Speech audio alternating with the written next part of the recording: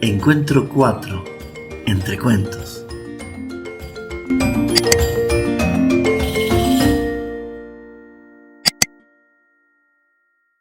Era una tarde calurosa y el interior del vagón estaba consecuentemente sofocante.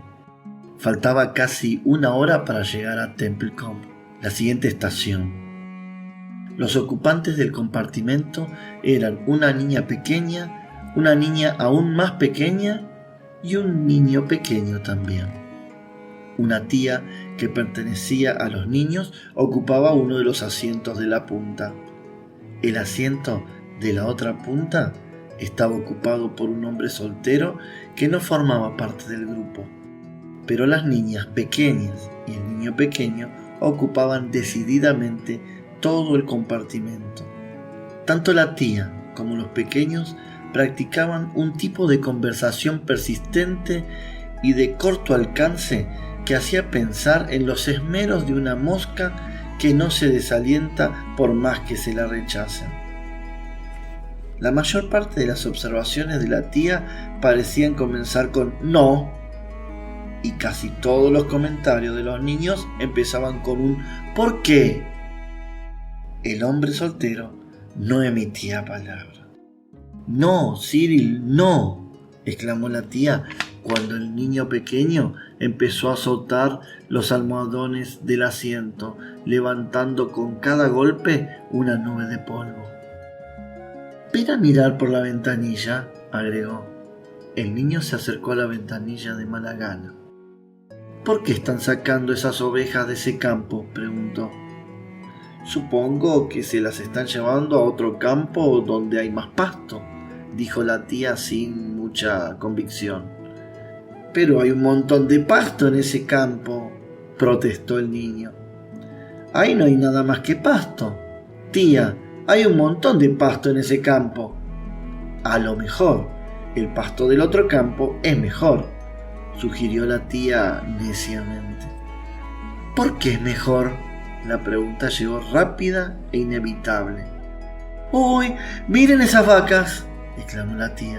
En casi todos los campos a lo largo del trayecto habían visto vacas o toros, pero la mujer habló como si estuviera llamando la atención sobre algo fuera de lo común. «¿Por qué el pasto del otro campo es mejor?», insistió Cyril. El soltero iba frunciendo el entrecejo. Era un hombre rígido y antipático, decidió la tía en su interior.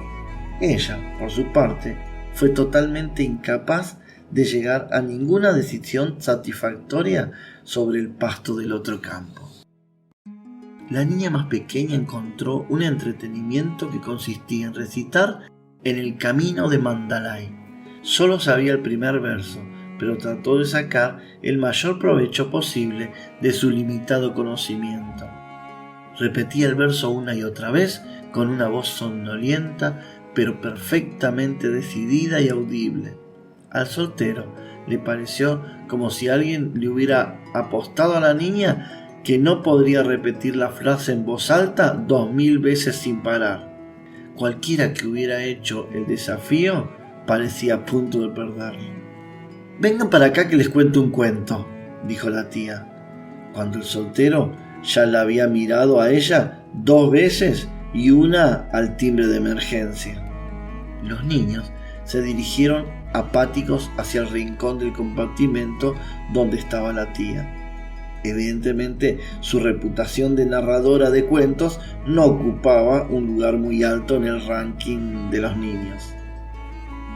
En un tono de voz bajo y confidencial, interrumpido a cada rato por las preguntas malhumoradas que sus oyentes le hacían en voz alta, empezó la historia poco original y deplorablemente carente de interés de una niña pequeña que era buena y que, como era buena, era amiga de todos, y que fue finalmente salvada del ataque de un toro furioso por unos salvadores que admiraban la bondad de su carácter.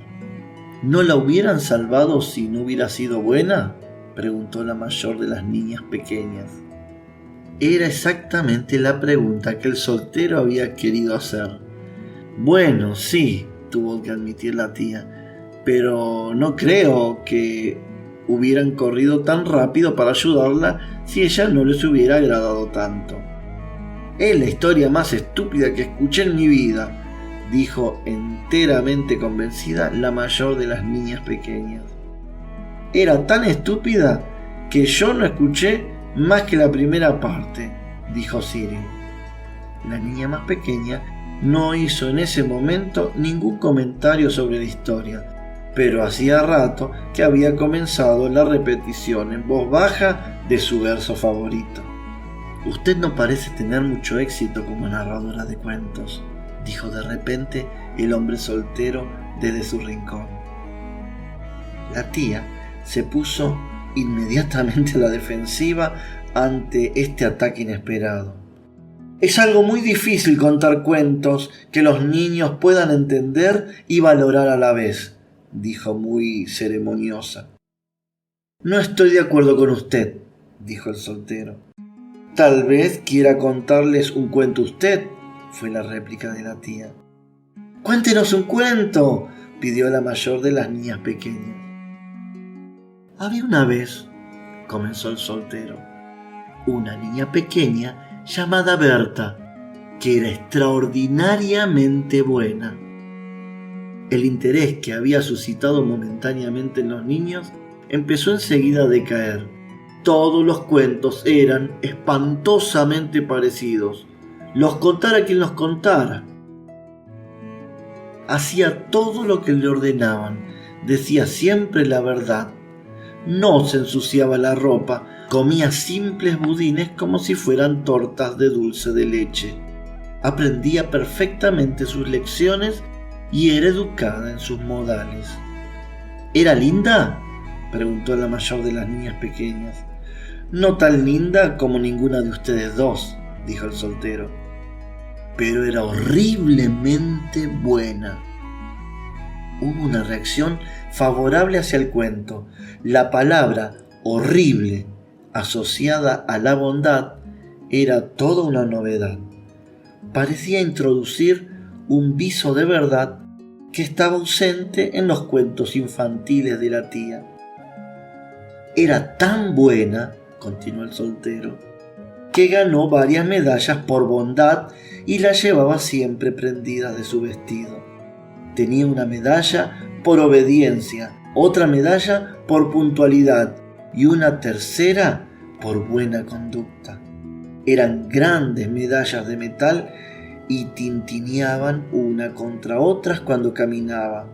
Ningún otro niño de la ciudad donde vivía tenía tantas medallas. Por lo tanto, todos sabían que debía ser una niña súper buena. Horriblemente buena, recordó Cyril. Todos hablaban de la bondad y el príncipe de la comarca escuchó sobre ella y dijo que, como era tan buena, se le permitiría una vez a la semana pasear por su parque, que estaba justo en las afueras de la ciudad. Era un hermoso parque y no se permitía a ningún niño entrar en él, de modo que era un gran honor para Berta que se le permitiera ir allí. ¿Había ovejas en el parque?, requirió Cyril. No, dijo el soltero, no había ovejas. ¿Por qué no había ovejas?, fue la inevitable pregunta que surgió de tal respuesta. La tía se permitió esbozar una sonrisa que casi podía describirse como una mueca.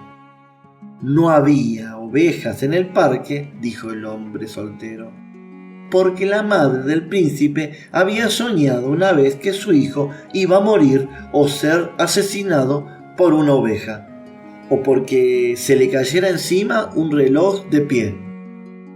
Por eso el príncipe nunca tuvo ovejas en su parque, ni relojes en su palacio. La tía reprimió un gesto de admiración. ¿Al príncipe lo mató una oveja o se le cayó encima un reloj?, preguntó Cyril.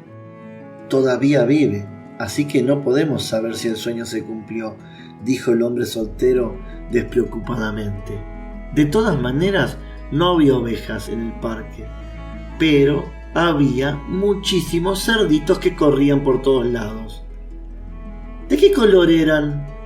Negros con las caras blancas, blancas con lunares negros, todos negros, grises con manchas blancas y algunos todos blancos. El narrador de cuentos hizo una pausa para permitir que penetrara en la imaginación de los niños una idea cabal de los tesoros del parque. Después continuó. Berta se apenó bastante cuando descubrió que no había flores en el parque. Había prometido a sus tías, con lágrimas en los ojos, que no cortaría ninguna de las flores del príncipe y estaba decidida a cumplir su promesa. Por lo tanto, la hizo sentir muy tonta, como es lógico, descubrir que no había flores para cortar. ¿Por qué no había flores? Porque los cerdos se las habían comido, dijo el soltero rápidamente. Los jardineros le habían dicho al príncipe que no podían tener a la vez cerdo y flores. Entonces él decidió tener cerdos y no flores. Hubo un murmullo de aprobación, provocado por la excelente decisión del príncipe. Tanta gente hubiera decidido de modo contrario. Había muchas otras cosas encantadoras en el parque. Había estanques con peces dorados, azules y verdes, y árboles como hermosos papagayos que decían frases inteligentes en todo momento, y colibríes que vibraban con todas las melodías populares de entonces. Berta iba de un lado para otro y se divertía inmensamente y pensó para sí: si yo no fuera tan extraordinariamente buena, no me hubieran permitido venir a este hermoso parque y disfrutar todas las cosas admirables que hay aquí. Y sus 3 medallas tintineaban una contra otra mientras caminaba y la ayudaban a recordar cuán superbuena era realmente. Justo en ese momento, un lobo enorme entró merodeando en el parque para ver si podía atrapar a un cerdo gordito para su cena. ¿De qué color era?, preguntaron los niños con un súbito resurgimiento de interés. Del color del barro, con la lengua negra y pálidos ojos grises que centellaban con indecible ferocidad. Lo primero que vio en el parque fue a Berta. Su delantal blanco estaba tan inmaculadamente limpio que se lo podía ver desde lejos. Berta vio al lobo y vio que avanzaba sigilosamente hacia ella y empezó a desear que nunca le hubieran permitido entrar en ese parque. Corrió tan rápido como pudo y el lobo fue tras ella a pasos agigantados. Berta se las arregló para llegar hasta un matorral de arbusto de arrayanes y se escondió detrás de uno de los más tupidos. El lobo comenzó a husmear entre las ramas, con la negra lengua colgando fuera de su boca y los pálidos ojos grises lanzando feroces miradas de rabia. Berta estaba terriblemente asustada y pensó para sí: si no hubiera sido tan extraordinariamente buena, en este momento estaría a salvo en la ciudad. Sin embargo, el perfume de los arrayanes era tan fuerte que el lobo no podía olfatear el rastro de Berta, y los arbustos eran tan tupidos que hubiera podido buscar en ellos por largo rato sin divisarla. Por lo tanto, pensó que lo mejor era marcharse de allí y capturar a un pequeño cerdo. Berta temblaba sobremanera por tener al lobo merodeando y husmeando tan cerca, y al temblar, las medallas de obediencia tintineó contra las medallas de puntualidad y la buena conducta. El lobo justo se estaba alejando cuando oyó el sonido que hacían las medallas y se paró a escuchar. Tintinearon otra vez en un arbusto bastante cerca de él. Se lanzó de un salto dentro del matorral. Los pálidos ojos grises brillaron ferozmente y triunfantes. y arrastró a Berta hacia afuera y la devoró hasta el último bocado. Todo lo que quedó de ella fueron sus zapatos, trocitos de ropa y las 3 medallas por bondad. ¿Murió alguno de los cerditos? No, todos escaparon. El cuento empezó mal, dijo la más pequeña de las niñas pequeñas, pero tuvo un hermoso final. Es el cuento más hermoso que escuché en mi vida, dijo la mayor de las niñas pequeñas, completamente convencida. Es el único cuento hermoso que escuché en mi vida, dijo Cyril. Hubo una opinión disidente por parte de la tía. Un cuento absolutamente inadecuado para mentes tan jóvenes.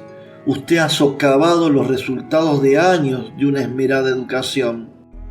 Sea como fuere, dijo el hombre soltero, juntando sus pertenencias para abandonar el vagón. Los mantuve tranquilos durante 10 minutos, que es más de lo que usted fue capaz de hacer. Pobre mujer, pensó para sí cuando bajó en la estación. Durante los próximos 6 meses, por lo menos, esos niños van a acosarla en público pidiéndole que les cuente un cuento inadecuado. El cuentista, de Saki